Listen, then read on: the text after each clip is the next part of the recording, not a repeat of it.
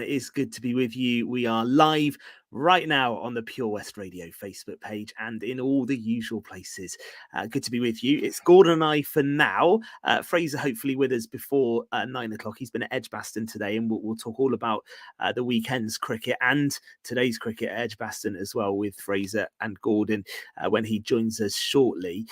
Good to speak to Rob Edwards. Don't forget you can listen to the whole show as a podcast again as well. That will be available on purewestradio.com. Let's have a look at the football though, for both Wales and England in action right now. A disappointment, wasn't it, Gordon, on Friday night for Wales? And I'd be interested in some comments on this. They went down 4-2 at home to Armenia. That wasn't a result that people necessarily saw coming, but on the night, Armenia were the better side, weren't they?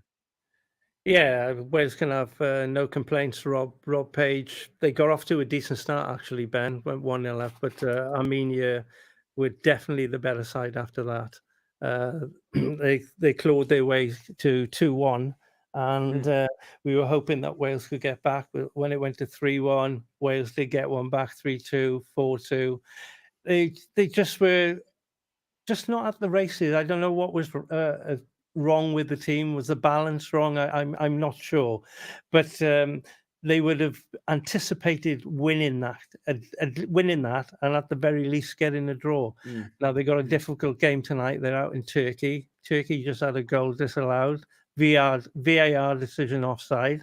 So if they could get a draw in Turkey tonight, that wouldn't be the end of the world. That would keep us in with a chance. But I suppose with a lot of the stars now left the Welsh camp, Rob Page faces a difficult job of filling those shoes. Even though the youngsters are potentially very good players, it's difficult. You're going to I should just say as well, it's got even harder because Joe Morell's been sent off for Wales 4 minutes before half time. So it stays 0-0. Meffin almost put through his own net.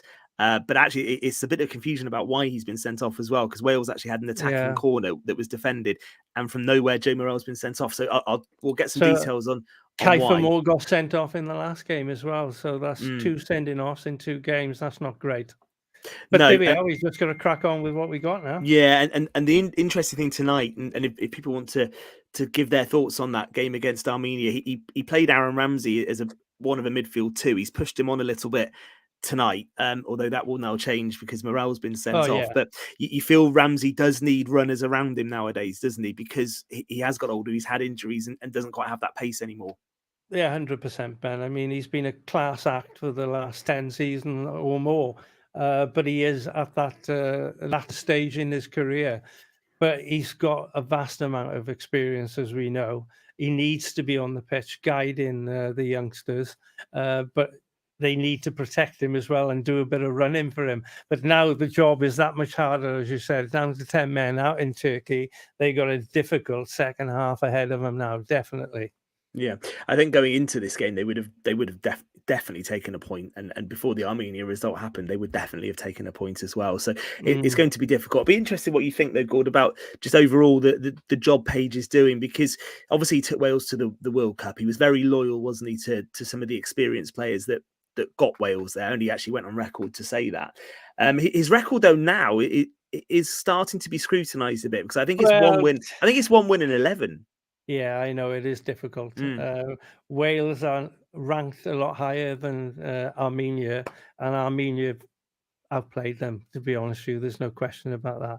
The ranking system at this current moment doesn't put Wales where they should be. They should be a bit lower than what they are. But on saying that, he's got to go with what he's got. And they just got to get on with it. It's going to be a difficult ride for Rob Page, I'm afraid. I still think he may be the right man for this season, possibly to see it out, and perhaps next season we could really do with a Coleman coming in now, with somebody of that experience. Rob Page doesn't have that background, unfortunately, but he must have something about him, because as you just pointed out, they did get the World Cup, but they did have their tried and tested then, where a few of them are now gone. The likes of Joe Allen and people like that have gone, and there's a lot of Wales is such a small country as well. Ben, we haven't got the strength and depth of, say, England. Definitely not. So we're going to have to work our way up that ladder again, and it's going to be a hell of a task. I think we always knew as well that losing Bale would be very difficult, because even though Bale hasn't played much at club level, he would always turn up for Wales, wouldn't he? And he was always the talisman. So that was a loss. But the other name you just mentioned there, Gordon, is Joe Allen, and I think you may be just finding out now just how important Joe Allen has been to that Welsh setup, because he's just got that ability, hasn't he, to read the game and to get Wales ticking. He's an intelligent footballer. There's no question about that. And I think just to prolong his career, he's showing a little bit of faith to Swansea by not playing international football and giving Swansea his all for the last few seasons. But as you say, we've lost Gareth Bale. He was a world-class footballer. There's no question about that. I mean, he was up there with the very best. We were very privileged to have him, and he loved playing for his country, and he always gave 110%. You can always say that about Gareth Bale, superb player. You made an interesting point there about Chris Coleman, someone like that. Would that be the direction Wales will go if Page? Well, I don't know if you can ever go backwards. I don't know, but I'm just saying, as somebody of that ilk, even a Toshak, but we haven't. There's a name I can't really think of to fit in. Mark Hughes, possibly, but he's done the job before. Well, this is what I was about to say to you. I was about to say, Mark, the name I was thinking was Mark Hughes. He's actually done pretty well. He's back in League Two, isn't he? He's managing Bradford City at the moment. But I think he might be someone who could be in the frame. It seems strange because Page has only just been given a new contract, and the fact is he is going to have to develop new players, and he's going to have to go with the youngsters. The one thing I would say that does concern me a bit about Rob Page as someone who's obviously very fond of Wales, but is a bit more neutral than you are, Gord, is I'm very fond of Wales, obviously, apart from when they play England in the World Cup. But Page hasn't done it at club level, has he really? Does he have anything That's exactly what I'm saying, Ben. He hasn't got that background experience, unfortunately. Whereas the people that you've just mentioned, Mark Hughes, Coleman, they've got that experience. And to be fair, Mark Hughes has been there at international level before. We just need somebody there to sort of guide us. It's going to be a difficult period, not having the talent that we had. We have to nurture the youngsters coming through. They could come good. There's a possibility then that he could sort of steady the ship and try and guide us into the next World Cup or European competition. But at this moment in time, I don't know if Rob Page is the right man. It could be a painful qualification group, this one, and then the next one might move forward again. That it does happen, doesn't it, with international teams? Yeah, definitely. In particular, England are 3-0 up at home to North Macedonia. That's just on the brink of half time. Yeah, who scored there, Ben? So Harry Kane got the first 29 minutes, Bukayo Saka and Marcus Rashford just on the stroke of half time. So that's pretty much job done for England tonight, really, and having beaten Malta, they're on course. The one that we'll try and keep an eye on, probably will just be going on as we're coming off air. But the Republic of Ireland, nearly on the stroke of half time, they're being held 0-0 at home to Gibraltar. So that's another one. Okay. Yeah, and they were beaten by Greece on Friday night as well. So they're under some pressure if they can't get a breakthrough against Gibraltar, who struggled quite a bit at international level, haven't they? Definitely, yeah. But Greece actually showing their mettle in this group, in Group B, because they're holding France as well to 0-0 at half time. So I always think these internationals are funny ones in June, where and this is quite late June, really, isn't it? Where the players have gone through the season, they probably want to be just having a break now, don't they? But they have to turn up. 100%. They're not friendlies either. They're qualifiers. No. You just wonder what kind of mood are they in on the 19th of June to be playing an international match. The thing is, they've had a long, hard season with their respective clubs as well, Ben, and then to go on to play in qualification games in the summer is very difficult. You're not giving your body a break, and you're expected to play at the highest level every time you go out and play for your country. Yeah. So, it's a difficult one. But at the end of the day, they're professional, and most of them get very well paid. So they shouldn't really complain too much, do they? We won't feel too sorry for them. Very nearly half time in that match for Wales. It's still 0-0. Joe Morrell has been sent off for Wales right on the stroke of half time.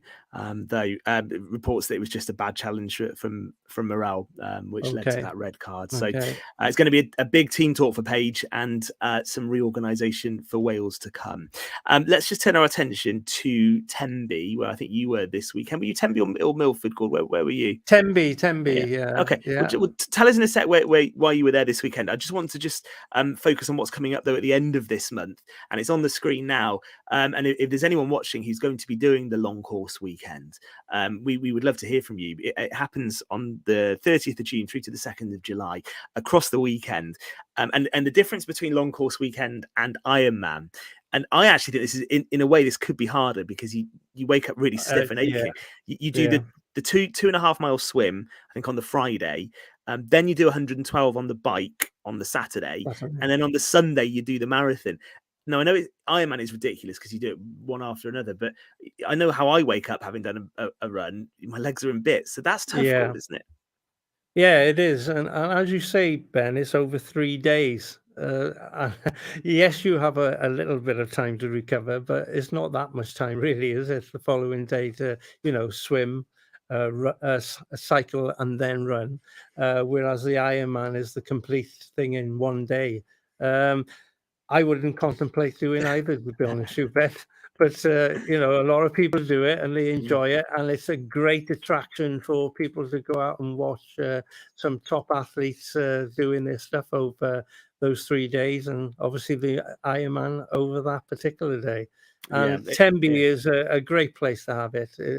It'll be a lot of people there enjoy it. Let's hope the weather's good at that particular weekend as well. That always helps. And it'll be rammed with enthusiastic supporters as ever. I just love Tudor Square as well. It's a Finnish place. We had it in the Carten, didn't we, a couple of weeks ago? And I was there last year to watch that. And I've hosted in Tudor Square I think for long course weekend. I remember covering that and being on the beach and then being in Tudor Square. So it's a great atmosphere. It's great for the town as well. So if you are going to be doing that, do let us know. We would love to feature you on Pure West Sport. Do get in touch with us. And if you've done both Ironman or long course weekend, what's the harder? Is it better to do it one after the other? Or does that break actually help? I don't know. I'm not Let's sure. put it this way, Ben. I don't think it's easy either way. No, I don't think so. No. Talking to Tenby though, Gordon, it was some weekend, wasn't it? You were in Tenby this weekend. Yeah, it was the food festival at the weekend, Ben, but I wasn't there for the food festival. I went and travelled on the Waverley steamboat. Wow. That I think the last time it actually had been on Pembrokeshire shores was about 30 years ago. It actually holds 600 people. So I went with a group of friends on that via Tenby through to Milford Haven, and to see the Pembrokeshire coastline in all its glory, all of the beaches that I have visited. It was lovely to see them as you went along, and all the different wildlife that was around. Pembrokeshire is such a beautiful area, and Saturday was a great evening to be on the Waverley, going along our coast and seeing it in all its glory, to be fair. And we docked in Milford Haven by, I think it was about 8:45. And wow. I think there was buses to take people back to Tenby, because obviously some had come from that area. There was buses to take them back, but I had a short visit back to Haverfordwest from Milford. Oh. I was thinking of running, but no, I thought, no, I better get a taxi. So that's what good I did. stuff, and you're absolutely right, because and there'll be people watching who are in the county but also outside of Pembrokeshire, and to be able to see the beaches from the water is so treacle. Yeah, incredible.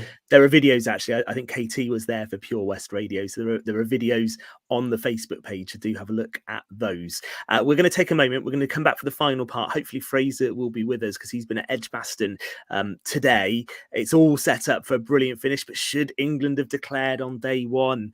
I think we'll get to that. I've got some thoughts. I'm sure Gordon has. I'm sure Fraser will as well. How's it going to go tomorrow on day 5? And a look as well at what happened locally in the county on Saturday, because there were runs all over the place on Saturday. Brilliant batting day and some interesting scores as well. So we'll do that in the final part. Monday evening, it's Pure West Sport.